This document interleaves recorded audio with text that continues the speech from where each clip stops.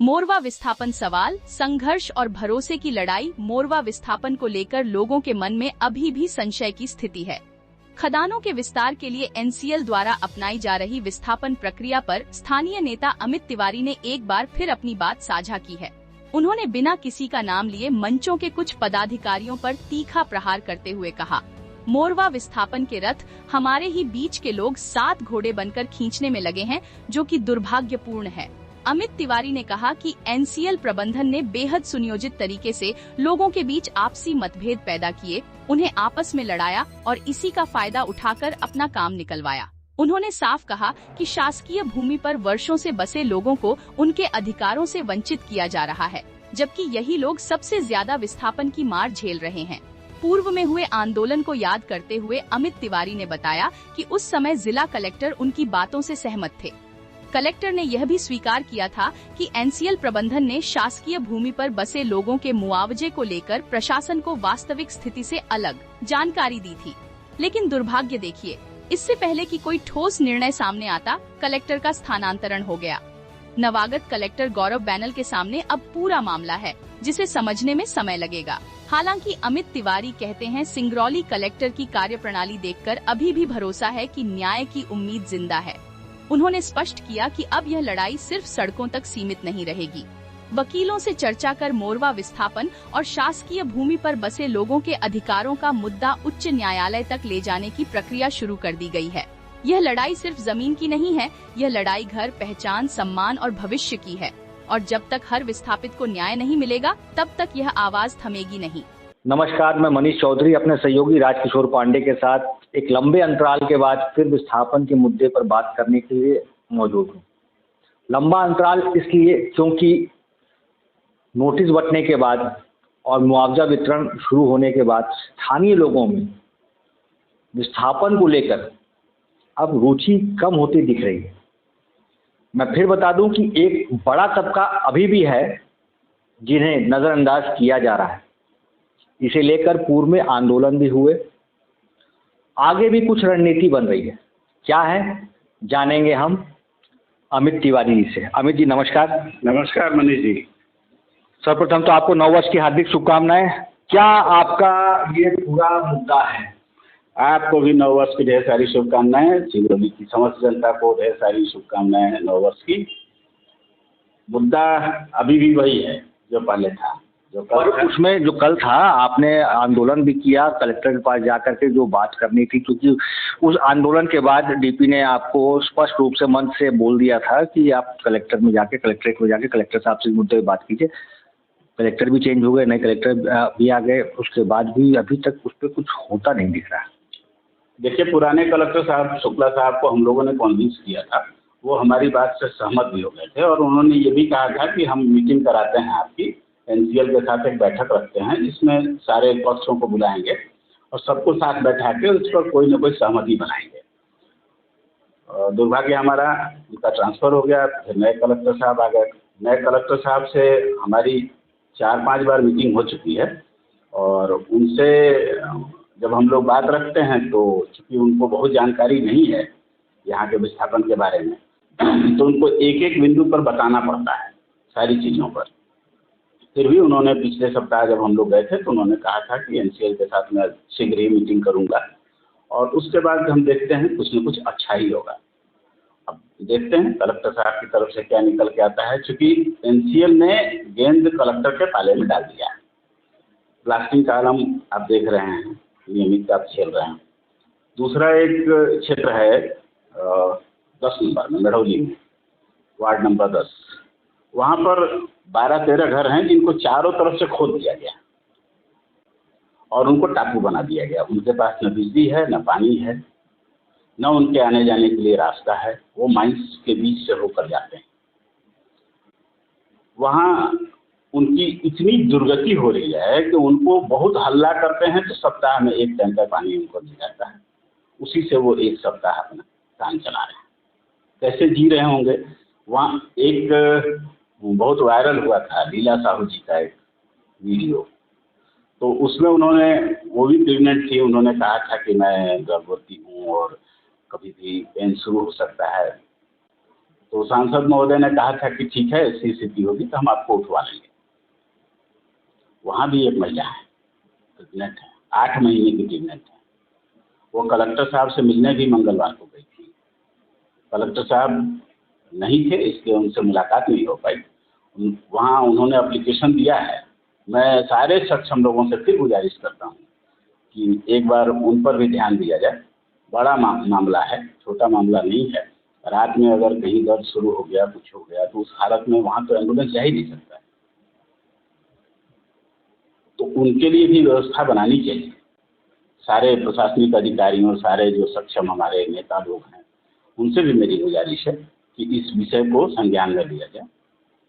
और जहाँ तक विषय है विस्थापन का, तो विस्थापन का मुद्दा यथावत है।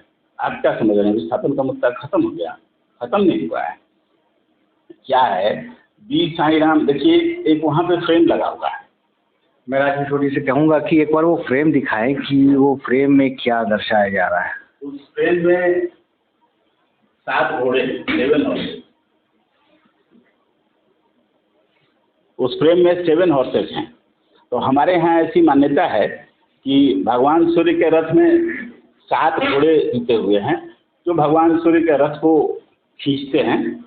और जब वो खींच के लेकर आते हैं तो ऊर्जा का संचार होता है दुनिया में। सूर्य जो है ऊर्जा का सबसे बड़ा स्रोत है, प्रकाश फैलता है चारों तरफ। बी साई राम साहब के भी 7 घोड़े हैं जो हमारे ही बीच के हैं, और वो विस्थापन के रथ को खींच रहे हैं और खींच के ले जाके गर्त में डाल रहे हैं। एनसीएल जिस तरह का रवैया अपना रहा है, आपको मैं बता दूं मनीष जी कि नेताजी लोग तो अपना माल लेके सड़क लेंगे, आम जनता रोएगी। इसी सिंगरौली में आप देखिएगा लोग छटपटा जाएंगे, क्योंकि इतना पेपरबाजी हो रहा है, इतना सारा कागज मांग रहा है, इतना सारा उसमें गलती निकाल रहा है। इनको तो हम लोग जानते हैं ना, ये तो कॉमा फुल स्टॉप में गलती निकालते हैं लोग। एनसीएल वाले हैं, कॉमा फुल स्टॉप में भी गलती निकालते हैं और अपनी गलती कभी नहीं मानते हैं, कभी नहीं। तो ये सारी चीजें जो हो रही हैं, जो भी लोग समझौता करके आए हैं, एक एक आदमी को एक आप पट्टे वालों की बात में कर लो, जो पट्टे वाले लोग हैं उनको भी एक एक आदमी को 1 करोड़ से 1.5 करोड़ के बीच का घाटा हो रहा है। क्योंकि जमीन का जो दर इन्होंने निर्धारित किया है, ये कहते हैं कि वार्ड नंबर 30 का रेट हमने उठाया है। वार्ड नंबर 30 का पर डिस्मिल का जो रेट है वो 5,90,000 रुपया है एवरेज। अगर उसको डबल करेंगे आप तो 12 लाख रुपए के आसपास आएगा, 1180 के आसपास। ठीक है, उसके ऊपर 12% इंटरेस्ट। दे कितना रहे हैं हमको? दे रहे हैं 9 लाख के आसपास। क्यों?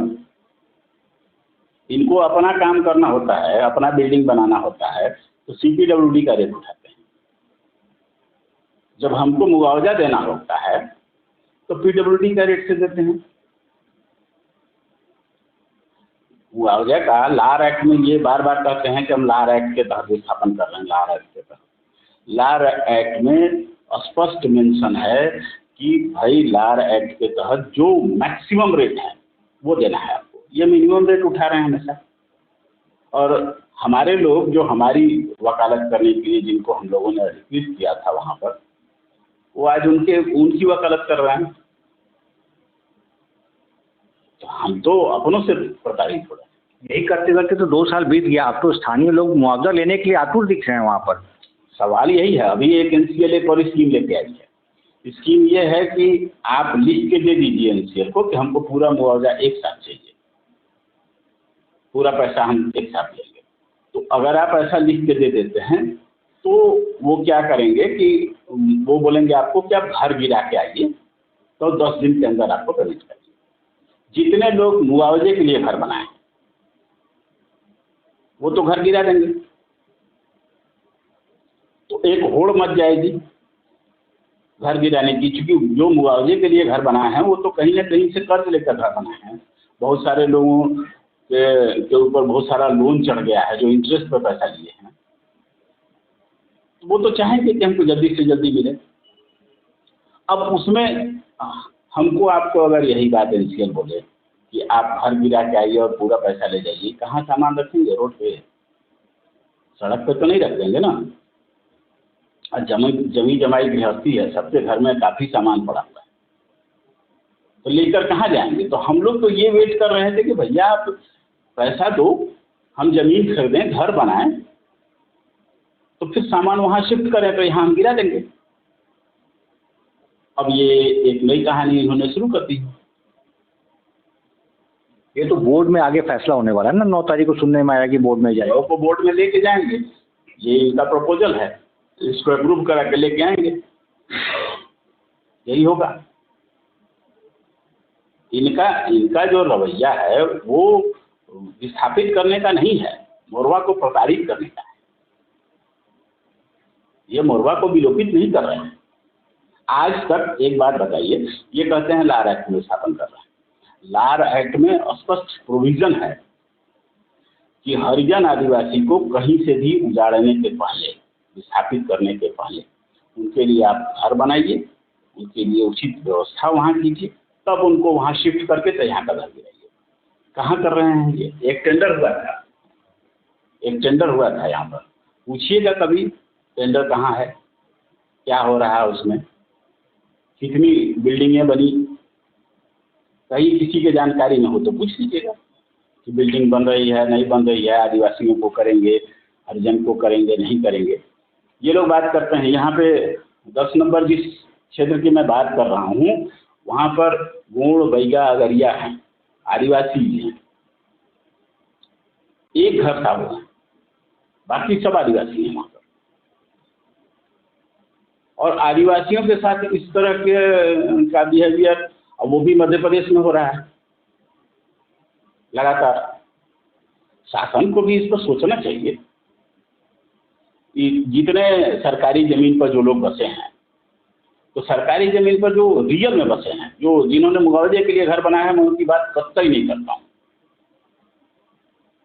मुआवजे के लिए जो घर बनाए हैं उनको मिले ना मिले, मुझे कोई लेना देना नहीं उस बात से। लेकिन जो रियल में यहाँ के बासिंदा हैं, मुश्किल से 2000 के आसपास घर होंगे, मुश्किल से, कम ही होंगे उससे। और उसमें मैक्सिमम लोग कौन हैं? डूब क्षेत्र से लोग वहाँ से माइग्रेट किए, आदिवासी थे, हरिजन थे, गरीब लोग थे, आए, वो देखे कि यहाँ पे जमीन खाली है और थोड़ा चिकना है, थोड़ा साफ सुथरा है, तो वहाँ बस गए, झोपड़ी लगा ली उन्होंने। झोपड़ी धीरे धीरे दीवार बन गई, दीवार में फिर ईंट जुड़ गया, फिर उसके ऊपर से शीट डाल दिया लोगों ने। यही तो है। कलेक्टर साहब को भी मैंने कहा था कि एक बार चल के देख लीजिए आप क्या स्थिति है। 4 बार बैठक होने के बावजूद भी कलेक्टर ने अभी तक इस पर कोई संज्ञान नहीं लिया। वो तो स्पष्ट जाहिर हो रहा है कि उनकी मंशा नहीं दिख रही। नहीं, ऐसा नहीं कर सकते हैं कि कलेक्टर साहब की मंशा नहीं है। वो नए हैं, अभी उनको थोड़ा समझना पड़ेगा, और चीज़ों को बिना समझे डिसीजन नहीं ले सकते हैं। बड़े प्रशासनिक पद पर हैं और उन्होंने आश्वासन भी दिया है इस मुद्दे पर हम जरूर बात करेंगे। और मेरा इसलिए कहना था कि लोगों से ये मुद्दा उठ के आ रहा है कि जिला कलेक्टर इसमें संवेदनशील नहीं दिख रहा है। दरअसल क्या है मनीष जी कि ये जो मामला था, ये एनसीएल और यहाँ के स्थानीय लोगों के बीच में, इसमें कलेक्टर को इन्वॉल्व होने की बात ही नहीं। तो कलेक्टर साहब के इन्वॉल्वमेंट की को अनावश्यक इन्वॉल्व किया गया, ये जो सरकारी जमीन पर जो लोग थे उन पर प्रेशर बनाने के लिए। ये प्रेशर पॉलिटिक्स था एनसीएल का, जिसमें इनको शामिल किया गया और शुक्ला साहब इसमें शामिल हो गए। अब शुक्ला साहब ने एक मिनट्स जारी कर दिया है जो एनसीएल ने जारी करवा दिया है, जबकि उस दिन की मीटिंग में जितने जनप्रतिनिधि या जितने यहाँ से प्रतिनिधि गए थे हमारे, सारे लोगों ने कहा है कि ये हमको स्वीकार्य नहीं है। बावजूद इसके मिनट्स जारी करा लिया इन लोगों ने। अब उसको लेके बैठे हैं कि नहीं कलेक्टर साहब ने कर दिया, कलेक्टर साहब ने कर दिया, कलेक्टर साहब चले नहीं गए। पुराने कलेक्टर साहब को जब शुक्ला साहब को मैंने ये बात बताई कि सर ये स्थिति है यहाँ की, तो उन्होंने कहा कि ये सब बातें तो मुझे बताई नहीं गई, मुझे तो कुछ और कहानी सुना कर गए। इस मुद्दे को लेकर के आप कोर्ट का रुख इख्तियार क्यों नहीं कर रहे हैं? हम लोग कोर्ट के लिए भी हम लोग एक विकल्प हमारे सामने वो भी खुला है। अभी हम लोग उसके लिए बहुत सारा RTI लगा के डॉक्यूमेंट्स भी इकट्ठा कर रहे हैं, ताकि वहाँ जाने के पहले कागज चाहिए। कोर्ट में पेपर बोलता है, तो कोर्ट में जाने के पहले हमको सारे डॉक्यूमेंट्स लेके जाने पड़ेंगे। वकीलों से बात हुई है, वो एक रास्ता है हमारे सामने। उसके पहले हम चाह रहे थे कि सहूलियत से बातें निपट जाएं यही से, ठीक है। और मेरा मानना ये था कि भाई इतने, एक तो ये लोग बसाहट की बात तो छोड़ ही दिए, भूल गए लोग। बीच में भड़गड़ पड़ताली में दोनों पक्ष उलझ गए, और उसके बाद गोलबी उठा के पटकने की बात हुई, वो भी बात खत्म हो गई। इनका टेंडर आया गया, बात खत्म हो गई। कहाँ टेंडर गया, कौन किसको मिला, टेंडर हुआ नहीं हुआ, क्या हुआ, कुछ पता नहीं है। तो यही स्थिति है। इन लोगों की मंशा ही नहीं है बसाने की। इनकी मंशा शुरू से नहीं थी बसाने की। इनकी मंशा शुरू से थी कि इन लोग को आपस में लड़ाओ। वो अंग्रेजों का नहीं था फूट डालो और राज करो, तो यहाँ फूट डालो और विस्थापन करो की नीति साईं साहब बहुत बढ़िया से चल गए। और मैं तो अप्रिशिएट करूँगा कम से कम कि NCL मैनेजमेंट बहुत बढ़िया चाल खेला, बहुत अच्छे से, बहुत सातिराना ढंग से खेल के, और बड़े अच्छे से, बड़ी शांतिपूर्ण ढंग से विस्थापन करा गया। इतना बड़ा विस्थापन इतने अच्छे ढंग से करा लेने के लिए उनको तो शाबाशी मिलनी चाहिए। 9 तारीख को बोर्ड में बैठक होने वाली है, तमाम मुद्दे उस पर भी हैं, और चौथी लिस्ट भी जारी होने वाली है। काफ़ी लोगों का लिस्ट में नाम होने वाला है। ये पूरा NCL प्रबंधन 3 स्ट्रिप में इस पूरे NCL को ये सिंगरौली को विस्थापन करने की बात कर रहा है। और ये भी कहा जा रहा है कि जो पहला स्ट्रिप अभी जो जारी होने वाला है, ये मान के चलिए कि 9 नंबर वार्ड की ज़्यादातर क्षेत्र हैं उसमें विस्थापन में आ जाएंगे। 7 नंबर के और भी एक आध वार्ड और हैं। उसके बाद बाकी लोगों को अभी और आगे इंतजार करना पड़ेगा। इस पर आप क्या स्थानीय लोगों से कुछ अपील करना चाहेंगे? मनीष जी, मैं बताऊं, देखिए भोजपुरी में एक कहावत कही जाती है, केकरा पर करूं श्रृंगार जब सैया मोर आनार। तो किसके लिए श्रृंगार करूं? सवाल यही है कि जिनके लिए हम लोग लड़ाई लड़ रहे थे, उसमें से कुछ लोग तो जाके वहाँ चेक ले रहे थे और फोटो खिंचवा रहे थे, मिठाई खा रहे थे, कुछ लोग कंधे पर भी चढ़ गए। आश्चर्य होता है, जिनके भले के लिए लड़ाई लड़ी जा रही है, वो लोग जाके NCL वालों के कंधों पर सवार होकर फोटो खिंचवा रहे हैं। उन्हें खड़ा करने वाले भी तो आते थे, ऐसा कहा जाता है। ठीक है, हम थे तो हम अपनी गलती स्वीकार करते हैं।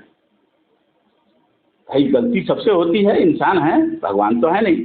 और गलती नहीं होगी तो देवता हो जाएंगे ना, तो देवता होने का कोई शौक नहीं है हमको। हम लोग देखिए, हम लोग सीधे सीधे समाज सेवी लोग थे, ठीक है।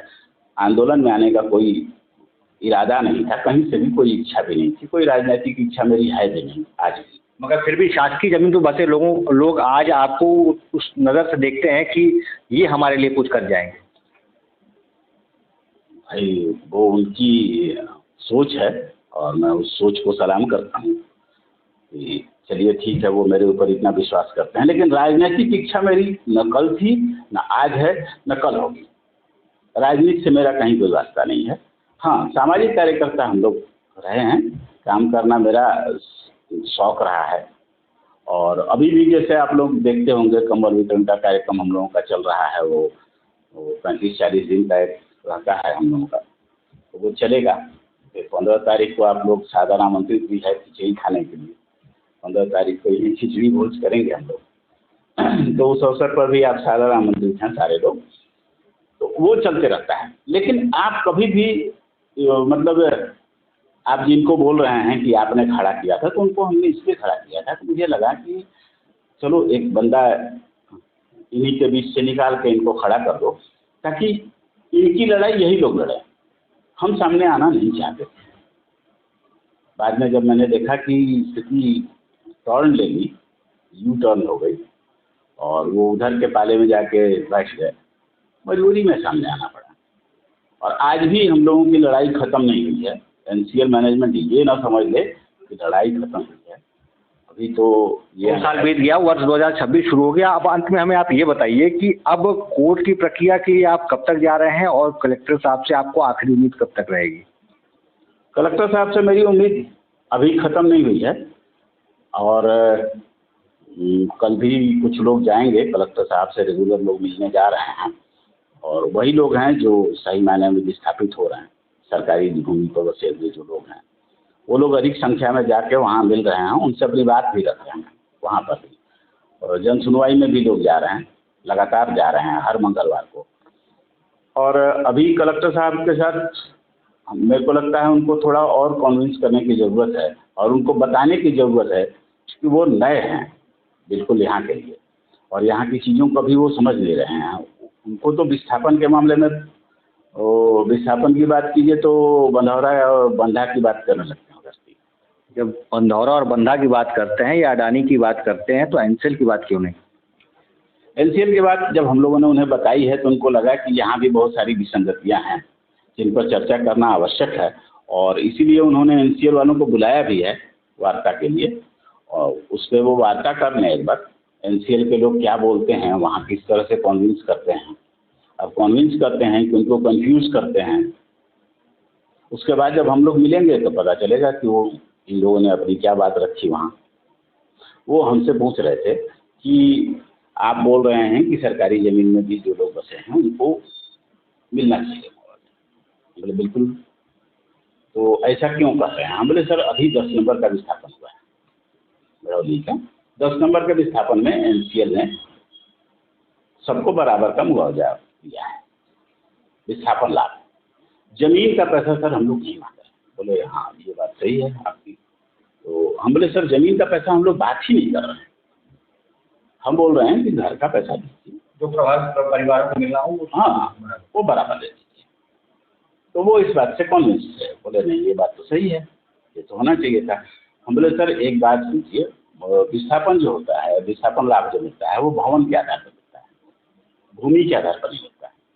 तो जब भवन के बेस पर हमको मिलता है तो भवन तो उनका भी उजड़ रहा है ना जो सरकारी जमीन में बसे हैं, जो फॉरेस्ट लैंड में बसे हैं, और जो पट्टे वालों में भवन सबका उजड़ रहा है। तो भवन का लाभ हम उस आधार पर विस्थापन लाभ देने की बात कर रहे हैं।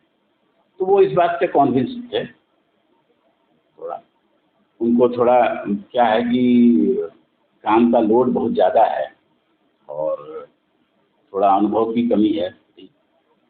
नए नए प्रशासनिक अधिकारी, मुझे लगता है कलेक्टर शायद पहली बार कलेक्टर के रूप में यहाँ ज्वाइन किए हैं, लेकिन बहुत सुलझे हुए हैं।